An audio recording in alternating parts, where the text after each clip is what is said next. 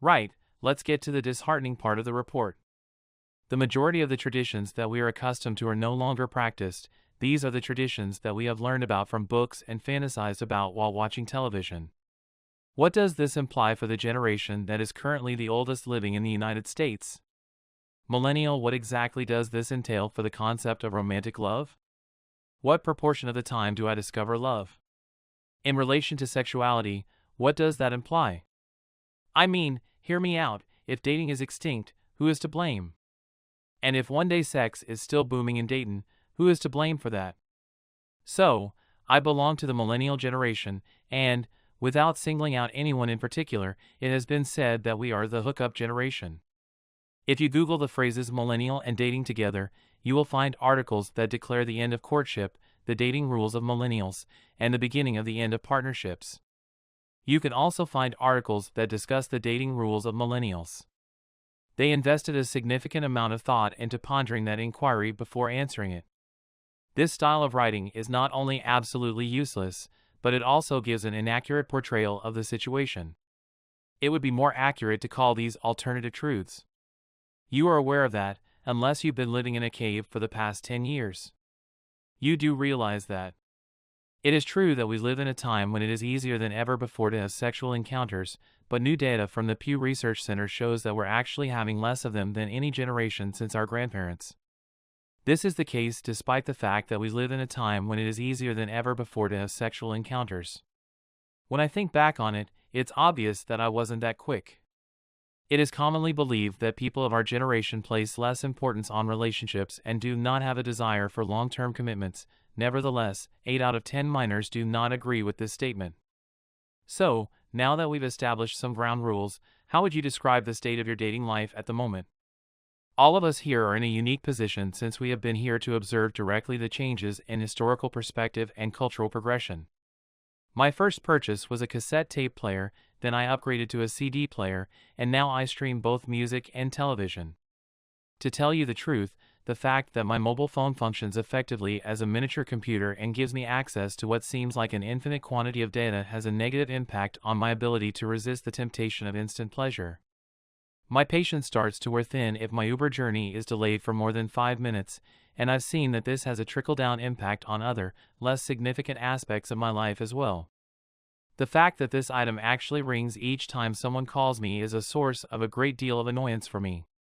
That is equivalent to asking, "Hey, are you dying to hang up and text me?" Electives provide us with another variable, and I highly doubt that I am the only one who feels this way. The question that arises then is, how can we as a group get to know one another better? At this time, we must focus on other matters first.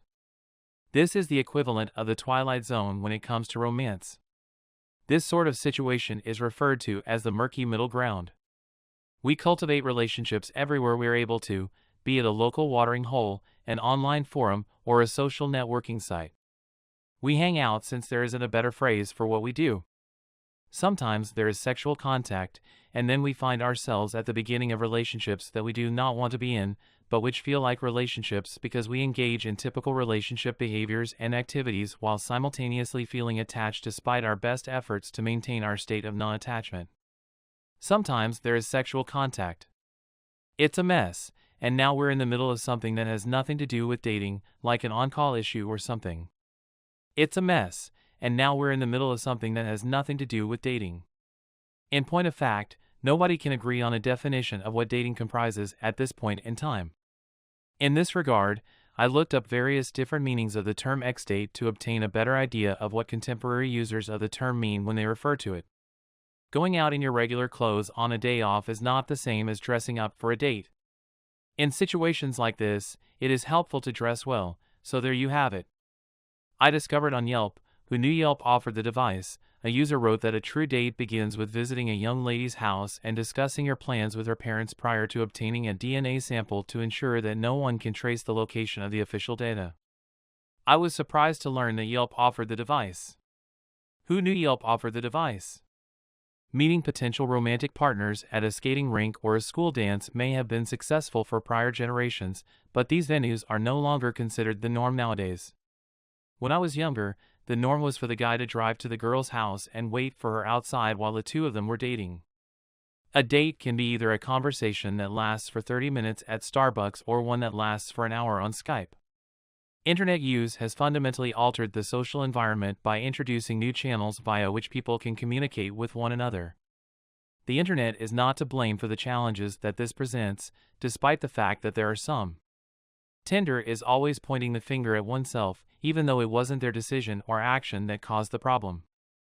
There is no way to deny the fact that the standards of dating change from one generation to the next. Because there is no logical reason to treat the dating arrangements of two individuals who enjoy each other any differently. Dating shouldn't be any different from the other aspects of our life just because we have so many tools at our disposal for optimizing other parts of our lives. Even though only 26% of adult millennials are married, the world is more smaller now than it was even only a decade ago because of technology improvements. This makes it more likely that we'll find people who share our interests. As we move forward, it will be extremely important to keep in mind that we have access to tools such as Facebook, Twitter, Instagram, Snapchat, and Tumble Match, among many others. They are just useful for the purpose of being instruments. They make it easier for us to communicate with other people, but it is still up to us to develop relationships that are authentic and unique. There is not yet either a standardized plan or an app for the process of finding love, despite how much I would wish for there to be. In today's world, dating is less of a one-time event and more of an ongoing practice. There are two parts to the dating process in today's world. Finding a partner deserving of our full attention is the first phase, which requires us to be deliberate and systematic in our attachments until we arrive at a profound comprehension of who we are at our core. We make sure to keep ourselves active and involved, and we never let ourselves forget how to have a good time with others. As a result, we need to be able to multitask and remember that there is life to be lived outside of the internet in addition to the life that is spent online. In the later phases of dating, when we are opting to develop a life with one person, we are forced to make a choice, even if we have access to an endless number of potential partners with the tap of a finger. This is because we are deciding to construct a life with one person. As of 2018, there were around 2 billion people all over the world who were using social media. Several options are presented in this paragraph. At this very moment, anyone may open up their social media profile and witness a multitude of people's endeavors in addition to a general lack of focus. When we scrolled through our timeline, we came across multiple posts about people whose primary goal was to find employment rather than a romantic partner or companion. I am a basic person. Many individuals can't wait to have some time to themselves. It's possible that all we'll do is look at what's trending in popular culture right now or listen to the songs that are getting the most spins on the radio. And, yeah, amuse. In point of fact, we might even be able to dance. Despite this, we notice a general mentality that is similar to our own, and in spite of the turmoil, we are unable to deny the inherent desire for social connection that is encoded into every human being. Please allow me to share a small bit of information with you. There is no place to take cover. That was just something that came out of my mouth for no apparent reason, but it's absolutely correct. The findings of a study that was carried out at Harvard University are quite pertinent to the topic at hand. Only participants older than 75 years old were able to finish the study, but because they did so, researchers were able to identify the most significant characteristic that was linked to maintaining long-term partnerships. Around that same time 2 years ago, this truly hit me where it hurts. When my father's doctor declared that he no longer needed treatment for his cancer, my family and I were with him in a hospital room at the University of Pennsylvania when the news was delivered. My father was given 1 week to live.